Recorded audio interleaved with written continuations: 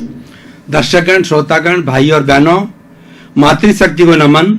Channel 24+ news के खास, विशेष, मनमोहक, इंसानियत सिखाने वाला, सबका भला करने वाला, सबको अच्छी शिक्षा देने वाला और बच्चों में और युवाओं के अंदर सद्गुणों की प्राप्ति करने वाला पुनरुत्थान कार्यक्रम में आप सभी का हार्दिक स्वागत है, अभिनंदन है, सत्कार है। पुनरुत्थान का अर्थ होता है पुनर्जागरण, अवनति से उन्नति की ओर जाना, विकास करना। और पुनरुत्थान कार्यक्रम में प्रतिदिन हम नए नए ऐसे विषयों के साथ में प्रवेश करते हैं, जिससे हर विषय में कुछ न कुछ व्यक्ति को शिक्षा मिलती है, कुछ न कुछ व्यक्ति को नई चीज मिलती है। तो उसी क्रम में आज का जो हमारा विषय बहुत सुंदर विषय है, विरोध के लिए नहीं, विकास के लिए। भाई और बहनों, यहाँ पर दो शब्द आ रहे हैं, एक विरोध और एक विकास। अब देखिए, हम दोनों को पहले परिभाषित करते हैं।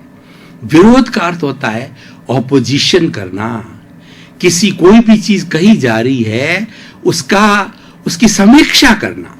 सही अर्थ बताऊं तो मेरा अर्थ यहाँ समीक्षा से है, और उसकी जो है हमें पूरी आलोचना भी कर सकते हैं, उसके मेरिट्स पर जा सकते हैं, डीमेरिट्स पर जा सकते हैं, उसका विश्लेषण कर सकते हैं हम किसी भी कार्य का। वो विरोध की परिभाषा में आता है। इसीलिए कहा जाता है मतभेद भले ही हो, मनोभेद नहीं होना चाहिए।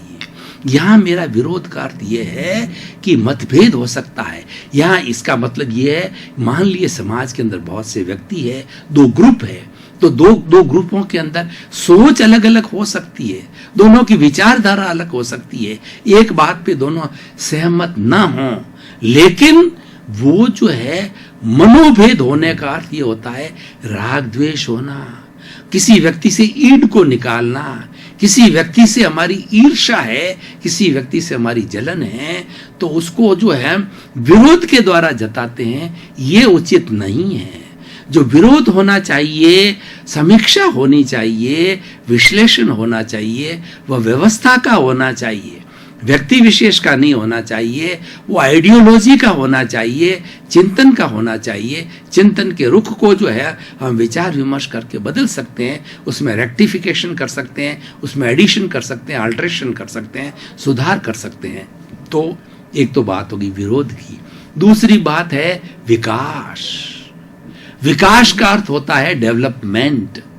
विकास दो तरह का होता है, एक तो विकास बाह्य विकास होता है और एक भीतरी विकास होता है। बाह्य विकास में हमारा चराचर जगत आता है कि हमें अच्छे अच्छे जो है हमारे साधन मिले, हमको चौड़ी सड़कें हो, सफाई हो, और अपनी रोटी की, कपड़ा की, मकान की, शिक्षा की और चिकित्सा की अच्छी अच्छी सुविधाएं हो, और बड़े बड़े पुल हों, हमारे अच्छे अब जो है ट्रेन्स हों, और सब चीज़ व्यवस्थित रूप से सुख सुविधा हो। ये डेवलपमेंट बाह्य जीवन का डेवलपमेंट है।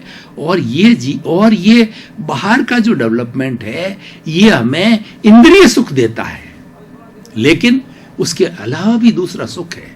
दो तरह के सुख होते हैं, एक तो इंद्रिय सुख होता है जिसको हम सेंसुअल प्लेजर कहते हैं, और एक होता है जो इंटरनल होता है, वो हमारा स्पिरिचुअल प्लेजर कहलाती है। दोनों बिल्कुल अलग है। जो हमारा सेंसुअल प्लेजर है वो भौतिक साधनों से तृप्ति होती है, और हमारा जो स्पिरिचुअल प्लेजर है उसके लिए भौतिक साधन नहीं चाहिए, उसके लिए हमें आत्म शांति चाहिए, आत्मनिरीक्षण चाहिए, आत्म परीक्षण चाहिए, और आत्मा का हम किस तरीके से सेल्फ रियलाइजेशन करें वह हमारे भीतरी वातावरण से मिलता है। तो वो सारा डेवलपमेंट कहलाता है। मनुष्य का भी देखें कि मनुष्य हमारा ऐसा कहा जाता है कि मनुष्य जो है बंदर की संतान है, चिंपांजी की संतान है। हमारा धीरे धीरे विकास हुआ। पहले कोई समय हम बंदर थे, या कोई समय हम एकेंद्रिय जीव थे, फिर हमारा विकास होते होते द्विंद्रिय, चरित्रेंद्रिय, चतुरेंद्रिय और पंचेंद्रिय ऐसे जीव, हमारा फुल डेवलपमेंट अब मनुष्य के रूप के अंदर हो चुका है। जो मनुष्य सृष्टि के अंदर है वह फुल डेवलप्ड जो है प्राणी कहलाता है। और दूसरे जो है प्राणी होते हैं अंडर डेवलप्ड होते हैं, जैसे कि एक इंद्रिय वाला है, पेड़ है, पौधे हैं, कीड़े हैं, मकोड़े हैं, ये सब जो है अंडर डेवलपमेंट वाले। थोड़ा ऊपर चले उससे अच्छा सुधार वाले हैं पंचेंद्रिय जीवों में, जैसे कि गाय है, भैंस है, पशु है, पक्षी है आदि है, ये पंचेंद्रिय कहलाते हैं। लेकिन वो भी जो है अंडर डेवलप्ड ही होते हैं, फुल डेवलप्ड केवल मनुष्य होता है। तो ये डेवलपमेंट कहलाता है विकास के लिए। अब देखिए कि हम दोनों को जोड़ते हैं, विरोध और विकास। मतलब हम किस चीज का विरोध करें जिसमें हमारा विकास न हो, जिसमें हमारा अहित न हो, जिसमें हमारा हित होता है उसको हम सपोर्ट करें, और जो अहित होता है उसका हम विरोध करें। अब देखिए विरोध को मैं कई लेवल के ऊपर परखना चाहता हूं। पहला विरोध है समाज का विरोध। देखिए मेरा आज जो एपिसोड है उसका कारण, उसका मुख्य उद्देश्य क्या है? आप विरोध है व्यक्ति जो कोई भी प्लेटफॉर्म पर काम कर रहा है, कोई संस्था को चला रहा है, कोई इंस्टीट्यूशन को चला रहा है, तो उसका विरोध नहीं करना है कि वह व्यक्ति मेरा प्रिय नहीं है, उस व्यक्ति को मैं देखना नहीं चाहता, उससे मेरी जेलेसी है, उससे मेरी ईर्ष्या है और हम उसका विरोध करें, वो मान्य नहीं है। लेकिन जो व्यक्ति के द्वारा, समाज के द्वारा, इंस्टीट्यूशन के द्वारा बुरा कार्य किया जा रहा है जिससे कि हमारी जनता का हित होता है, उसका विरोध किया जाना चाहिए। अब देखिए मैं आपको बताना चाहता हूं थोड़ा, वो मैं 15वीं 16वीं सदी के अंदर आपको ले जाना चाहता हूं। उस वक्त हमारे समाज के अंदर कितनी बुराइयां थी, उस बुराइयों का विरोध किया उन्होंने। व्यक्ति विशेष का विरोध नहीं किया।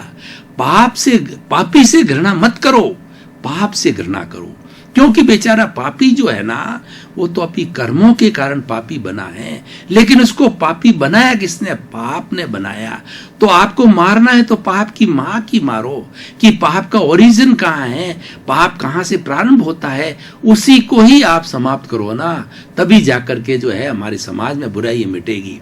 राजा राम मोहन राय, दयानंद सरस्वती और ऐसे बड़े बड़े व्यक्तित्व जैसे कबीरदास जी, रैदास जी, और ये भक्ति मार्गी हुए हैं, चैतन्य प्रभु हुए हैं, ऐसे अनेकों जो है, स्वामी विवेकानंद हुए, और ऐसे अनेकों लोगों ने समाज के अंदर कुरीतियां थी, समाज में जो बुराइयां थी उसका विरोध किया। मैं आपको कोट करना चाहूंगा कि भगवान महावीर स्वामी और भगवान बुद्ध ने क्या किया कि उस वक्त में हमारे वैदिक परंपरा चल रही थी, जो वेदों में विश्वास कर रहे थे, लेकिन भगवान महावीर ने और बुद्ध ने श्रमण परंपरा का स्थापना की। वो उस वैदिक परंपरा में बुराइयों के विरुद्ध खड़े हुए। क्या बुराइयां थी? सबसे बलि प्रथा, बेचारे भोले जो ना समझ जीवों की बलि दी जाती थी, इससे कि देवता प्रसन्न होंगे उसके लहू से, उनको मारा जाता था, बकरों को और जो है गैंडों को कईयों को मारा जाता था, बलि चढ़ाई जाती है। बहुत से स्थानों पर तो मनुष्यों की भी बलि चढ़ी है। उन्होंने इसका घोर विरोध किया कि जिसकी आप बलि चढ़ा रहे हो वह भी आपके जैसी आत्मा है, उसको भी जीने का अधिकार है, आपको उसका जीवन का हनन करने का, उसको बलि का बकरा बनाने का आपको क्या अधिकार है? दास प्रथा, पुराने जमाने के अंदर जो है हमारे व्यक्ति को खरीदा जाता था, जैसे कि वस्तु खरीद करके हम उसका उपभोग करते हैं, उसी तरीके दासों को सरेआम खुले बाजार के अंदर जो है उनको बेचा जाता था और वस्तु की तरह खरीदा जाता था। और उस दास के साथ के अंदर कई बार तो जो है एक ऐसा घृणित कार्य किया जाता, उसको मारा जाता, पीटा जाता, भोजन नहीं दिया जाता, और किस तरीके से एक जो बेरहमी के साथ में, वो निर्दयता के साथ के अंदर पशुता का व्यवहार उसके किया, इसका उन्होंने विरोध किया। और दूसरा क्या है? स्त्री का, कि स्त्री को जो है वो धर्म करने का अधिकार नहीं है। स्त्री तो है लुका कर रखने की, लुगाई बोला जाता था, लुका कर रखने की चीज, ये पर्दे के अंदर रहनी चाहिए, ये रसोई में रहनी चाहिए, उसको धर्म तो मतलब स्त्री को वो आगे लाए। इस तरीके से उन्होंने उस व्यवस्था का, बुराइयों का जो विरोध किया। तो उसी तरीके से मैं कहना चाहता हूं प्रेजेंट सिनेरियो के माध्यम के अंदर आज हमारे समाज के अंदर जो बुराइयां हैं, वो सामाजिक स्तर पर विरोध होना चाहिए। अभी सभी स्तरों को मैं इसके साथ जोड़ता हूं कि जो आज समाज के अंदर बुराइयां आ गई है, उस बुराइयों का जमकर विरोध जो हमें समाज के स्तर पर करो, राजनीतिक स्तर पर करो, धर्म के स्तर पर करो, हर स्तर पर उस बुराई का विरोध करो। मैं आपको कुछ उदाहरण देना चाहता हूँ। आज हमारे जो हिंदुस्तान के अंदर जो सन्यासी है वो ऋषि मुनियों पूजनीय कहा जाता है, वंदनीय कहा जाता है, और वो कंचन कामिनी की त्यागी होने चाहिए। लेकिन ऐसे ऐसे भगोड़े, मैं किसी का नाम नहीं लेना चाहता हूँ, ऐसे ऐसे भगोड़े संत महात्मा जो मठाधीश हो गए हैं, उन्होंने लोगों का पैसा लूटा और मैस मैरिज्म के माध्यम से तांत्रिक बनकर के लोगों के पैसे से मठाधीश बने वो, और वो अय्यासी करते हैं, वो रेप के कार्य करते हैं। ऐसे लोगों को नहीं बख्शना जाना चाहिए, कानून के रूप में विरोध होना चाहिए। और ऐसे ऐसे बहुत से अभी जो प्रकरण चल रहा है कि जनता की खरी कमाई, जो लोग बेचारे इनकम टैक्स पे करते हैं, उनकी कमाई जो बैंकों के अंदर जाती है, वो करोड़ों अरबों रुपए का जो है लोन लेकर के जो है वो ऐसी पार्टियां, ऐसे लोग जो विदेश के अंदर चले गए और उस लोन का अरबों रुपए का लोन जो कि जनता का पैसा है उसको लूट रहे हैं, खसोट रहे हैं और उसका रीपेमेंट नहीं कर रहा, तो कैसी व्यवस्था चलेगी। इस विरोध का हमें जमकर के विरोध करना चाहिए। ये विकास के लिए विरोध है। हमें व्यक्ति का विरोध नहीं करना है, पार्टी का विरोध नहीं करना है, हमें बुराई का विरोध करना है। और कुछ बुराइयों की और मैं ध्यान देना आपको दिलाना चाहता हूं। अभी व्यसन, अभी हमारे सोसाइटी में इतने ड्रग चल गए हैं, शराब है, भांग है, गांजा है, और ऐसी ऐसी वो अपने स्मैक है, और ऐसी ऐसी इतनी भारी भारी महंगी चीजें आ गई है। और कुछ हमारे दूसरे विदेशी लोग हमारे देश को पंगु बनाना चाहते हैं, नपुंसक बनाना चाहते हैं। तो अंदर ही अंदर जो है, खास हमारी युवा पीढ़ी है, जो कॉलेज के, स्कूल के, यूनिवर्सिटी के जो हमारे विद्यार्थी है, लड़के लड़कियां हैं, उन्होंने उस व्यसन को, उसको स्मैक की गंगा को उनके अंदर फैला दिया है। और वो इतने जो है उसके द्वारा प्रभावित हो चुके हैं कि उनका जो है शौर्य, उनका वीर्य, उनकी आभा घटती जा रही है। और वो पढ़ नहीं रहे हैं, उसके अधीन ही वो जो है वो तड़प रहते हैं जब तक कि वो दवा नहीं मिलती। इस बुराई का हमें जो है करना चाहिए। दहेज प्रथा कितनी बुरी जो है आज बीमारी, आज के जमाने के अंदर इसका विरोध किया जाना चाहिए। और ये विरोध हम इसीलिए कर रहे हैं, ये विकास के लिए कर रहे हैं। इसी तरीके से बहुत सी ऐसी चीजें हैं जो कि वास्तव में बुराइयां हैं, जो कि जनता का अहित करने वाली है, उन सब का विरोध करना चाहिए।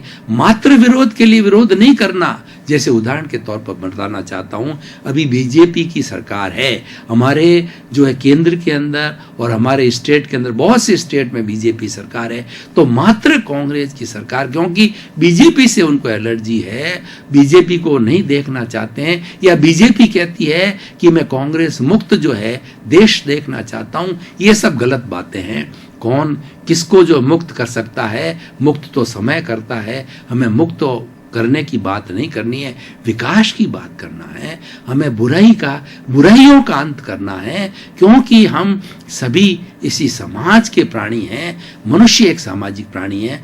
दर्शकगण, श्रोतागण, भाई और बहनों, हम काफ़ी गहरे चिंतन के अंदर चले गए थे, गहरे से गहरे। अब थोड़े समय का ब्रेक ले रहे हैं, ब्रेक के बाद पुनः हाजिर रहूंगा।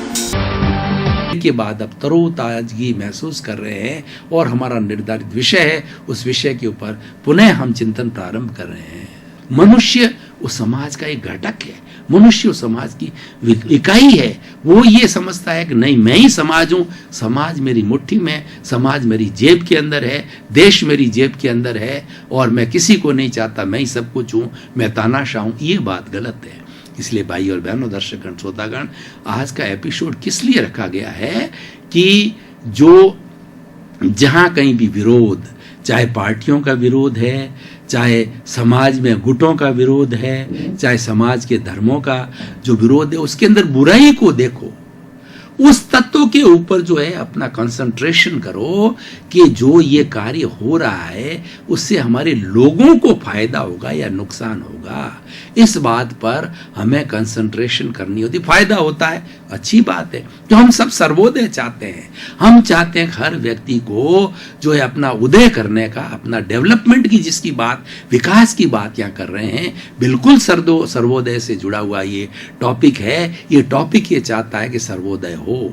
इस टॉपिक की मंशा ये है, सर्वोदय की मंशा है कि जो हमारी 7 अरब की जनसंख्या है सबका सर्वोदय हो, सबका विकास हो, सबको समान अधिकार मिले। आज मेरे में योग्यता है तो मैं मेरी योग्यता को दिखाऊं और योग्यता के बल पर आगे से आगे बढ़ता रहूं।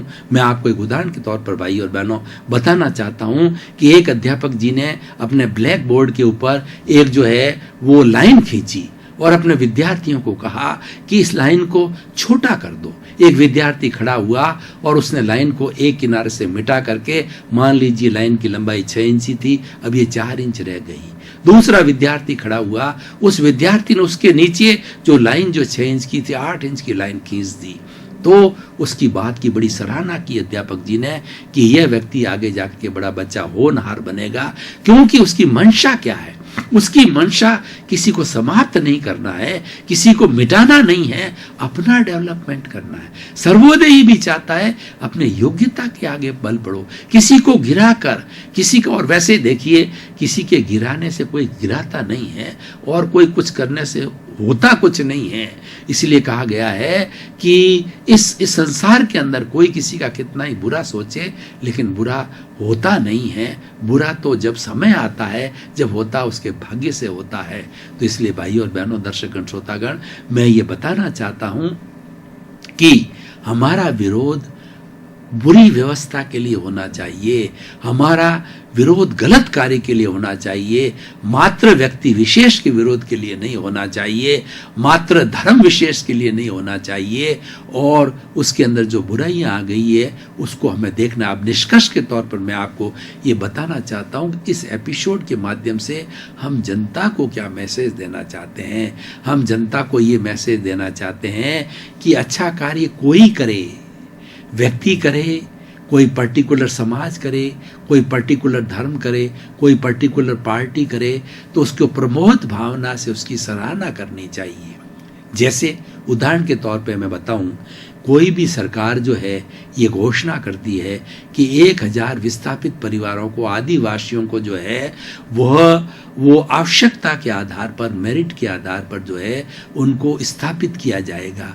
ये सुंदर व्यवस्था है, ये प्रमोट की जानी चाहिए, इस बात की सराहना करनी चाहिए। और दूसरी तरफ जो है देखिए, अगर सरकार एक ऐसा घातक निर्णय ले ले कि जो वरिष्ठ नागरिक है उनको ये सुविधाएं दी गई है वो सारी वापस खींच ले।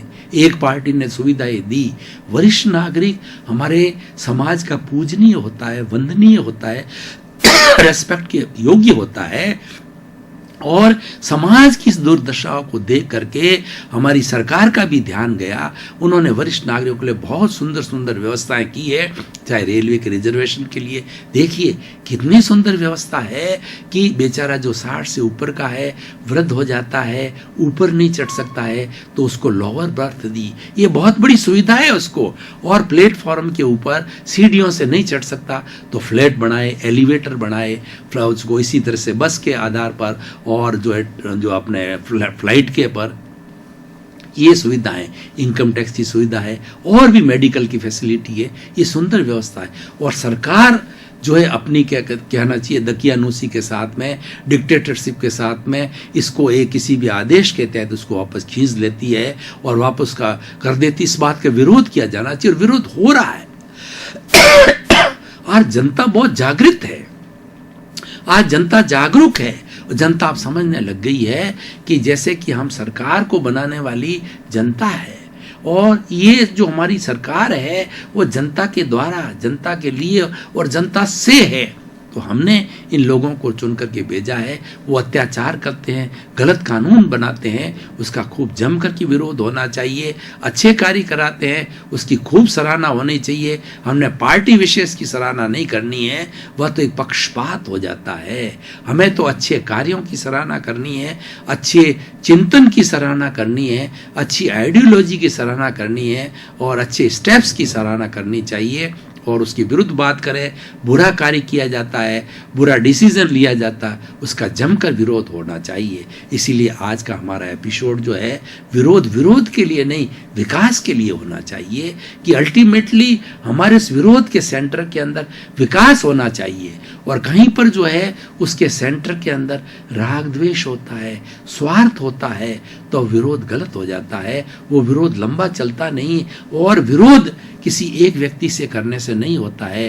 विरोध करने के लिए मॉब चाहिए, विरोध करने के लिए लोगों का समूह चाहिए। सभी मिलकर विरोध कर सकते हैं। अकेला चना पहाड़ नहीं फोड़ सकता। एक व्यक्ति की वॉइस नहीं होती है। वॉइस को बड़ा बनाने के लिए हजारों लाखों करोड़ों की वॉइस को साथ जोड़ना पड़ता है। और समय आने पर जब बहुत बड़े अत्याचार होते हैं तो वॉइस वो जो बन जाती है। अन्ना हजारे का आप देखिए कि जब भ्रष्टाचार बढ़ा तो उन्होंने जो है कई लोग, पूरी समग्र जो है भारत की जनता उनके साथ में हो गई, जो है वो भ्रष्टाचार के उन्मूलन के लिए। उसके अच्छे परिणाम आए, उसके लिए परिवर्तन आया और उसके लिए सरकार बदली, व्यवस्था बदली और आज भ्रष्टाचार कम हो रहे हैं। ये अन्ना हजारे को जो है ये क्रेडिट जाती है कि उन्होंने मूवमेंट चलाया और उस मूवमेंट में सबका सहयोग मिला, क्योंकि वो अच्छी बात थी। अच्छा कार्य, अच्छी बात जो है उसका सहयोग अवश्य मिलता है, क्योंकि अच्छी बात के अंदर किसी का स्वार्थ नहीं होता है। और जो स्वार्थ के वशीभूत होकर के बात कही जाती, जैसे कि देखिए कि मुझे पर्टिकुलर, मैं किसी फैक्ट्री का मालिक हूँ और पर्टिकुलर फैक्ट्री के किसी नियम के तहत जो है मुझे लाभ लेना है, तो मैं उस नियम को जो है वो डिक्लाइन करने की या नियम को हटाने की, या जो मेरे लाभ का नियम उसको जोड़ने के लिए मैं सरकार का विरोध करूँ, 10, 20, 100, 50 लोगों को साथ लगाऊँ। तो एक बार मान लीजिए कि मेरे दबाव के कारण जो है, मेरे पद और प्रतिष्ठा के कारण वो अगर मेरे साथ भी हो जाते हैं, लेकिन समय आने पर वो विरोध करना छोड़ देते हैं, क्योंकि उनको असलियत मालूम पड़ जाती है। इसलिए हमेशा ध्यान रखने की बात यह है कि जहां कहीं भी बुराई है उसका तुरंत विरोध करो। और देखिए बुराई का जो विरोध नहीं करने से क्या परिणाम आता है। मैं आपको महाभारत की ओर इशारा करता हूँ, ले जाता हूँ कि महाभारत जब हो रहा था उसके अंदर जो है विष्णु पितामह हाजिर थे, जो कि दादा थे, और वो सबके थे, पांडवों के भी थे, कौरवों के थे, और वो सबसे वृद्ध थे, वयोवृद्ध थे। और उसके बाद के अंदर उनके द्रोणाचार्य गुरु कौरवों पांडवों दोनों के थे। वासुदेव भगवान कृष्ण जैसे जो है स्वयं हाजिर थे। लेकिन ऐसे समय में क्या हुआ वो देखने की बात है।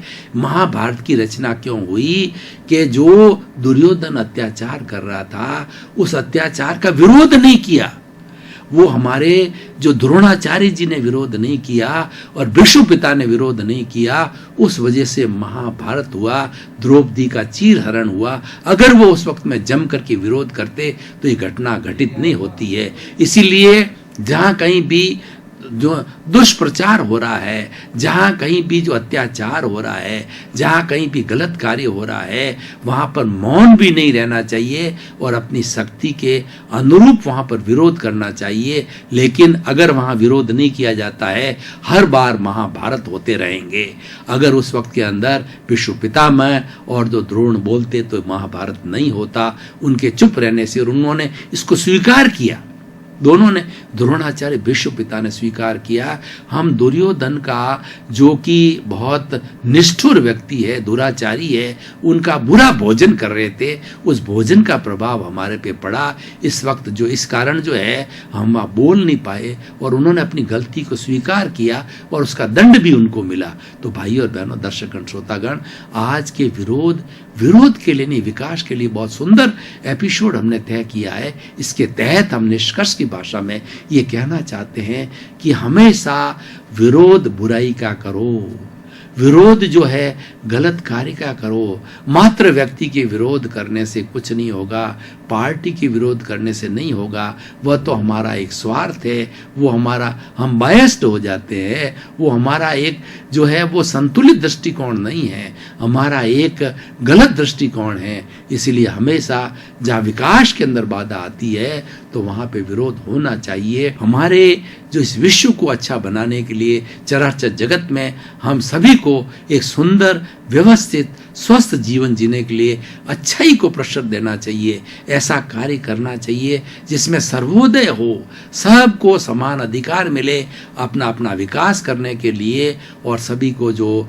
बेसिक हमारी फैसिलिटी है, एम्यूनिटीज़ है, वो हर एक को मिलनी चाहिए, किसी को डिप्राइव्ड नहीं रखना चाहिए। वैसे हमारी सृष्टि माँ है, ये तो हमेशा न्याय करती है। सृष्टि माँ कभी भी अन्याय नहीं करती है, हमेशा न्याय करती है, क्योंकि अन्याय जो है वो सृष्टि माँ के जो है किसी भी डिक्शनरी में नहीं है। इसलिए सृष्टि माँ सब बच्चों की तरह, माँ की तरह जो है सबको हमको एक समान जो देखती है, करती है। लेकिन हम ही हैं जो संतान से जो है वो सपूत से कपूत हो जाते हैं। तो फिर प्रकृति माँ क्या करे? प्रकृति माँ को दुर्गा का रूप ग्रहण करना पड़ता है। और जब लोग बहुत दुराचारी हो जाते हैं और प्रकृति माँ का लोभवश शोषण करने लग जाते हैं, दोहन करने लग जाते हैं, इसको नष्ट भ्रष्ट करने लग जाते हैं, तब ये पृथ्वी माँ जो है वो अपना प्रकोप, दुर्गा का प्रकोप बताती है। सुनामी के रूप में, अकाल के रूप में, और अतिवृष्टि के रूप में, अनावृष्टि के रूप में, और भी बहुत सी बातों करके विध्वंस होता है। मेरे इस सारा एपिसोड का अर्थ ये है कि आप जो है वो विकास के लिए कहीं प्रॉब्लम आती है तो उसका विरोध करो। प्रकृति की जो अच्छी चीज़ उसके साथ छेड़छाड़ मत करो। आप अनुशासित रहो और उससे समर्पित रहो। अच्छे कार्य को हमेशा समर्पित रहोगे तो बुराई को कोई स्थान नहीं मिलेगा। बुराई समाज में, पार्टी में या देश के अंदर कब पनपती है कि व्यक्ति बुरा हो जाता है, और एक व्यक्ति बुरा होकर के अन्य व्यक्ति जो है उस बुराई को धारण करते करते बुराई का परसेंटेज बढ़ने लग जाता है। तो उस समय के अंदर जो है बुराई संक्रामक रोग की तरह फैल जाती है। उसके विपरीत में हम देखें कि अच्छे लोग होते हैं जो कि बुराई का विरोध करते हैं। मात्र विरोध के लिए विरोध नहीं है, विकास के लिए विरोध करते हैं। हमारा विकास, हमारा सर्वोदय जो है तभी होगा जब हम अच्छे कार्य करें, अच्छी सोच को रखें और सबको चांस दें। किसी का पक्षपात ना हो, भाई भतीजावाद ना हो, और दूसरा क्या है, लोभ की वृत्ति ना हो, हिंसा की वृत्ति ना हो, राग द्वेष ना हो। हमारे भीतर समता का भाव आना चाहिए। जब इस तरह के पॉजिटिव थिंकिंग आएगी तो हमारा एक अच्छे समाज का निर्माण होगा। तो आज का जो एपिसोड है हमें बहुत अच्छी और इंगित करता है कि बुराई का विरोध करो, अच्छाई का सहयोग करो। दर्शकगण, श्रोतागण, भाई और बहनों, पुनरुत्थान कार्यक्रम बहुत चमक रहा है, क्योंकि पुनरुत्थान कार्यक्रम में अच्छे अच्छे विषयों के साथ के अंदर खूब विश्लेषण होता है, उसकी छानबीन की जाती है, उसकी काट छांट की जाती है, और निष्कर्ष के रूप के अंदर बताया जाता है कि व्हाट इज द रियलिटी, परम सत्य क्या है। और इसीलिए पुनरुत्थान कार्यक्रम का उद्देश्य है जगत कल्याण करने का है, सर्वोदय का उद्देश्य है। सर्वे भवन्तु सुखिनः, सर्वे भवन्तु निरामया, प्राणी मात्र का कल्याण हो, यही हमारा उद्देश्य। इसी क्रम में आपके प्रति मंगल भावना, शुभकामना। आपका जीवन आनंदमय हो, मंगलमय हो, प्रेममय हो, शुभमय हो, और आप अपने गंतव्य को शीघ्र प्राप्त करें। आपके प्रति मंगल।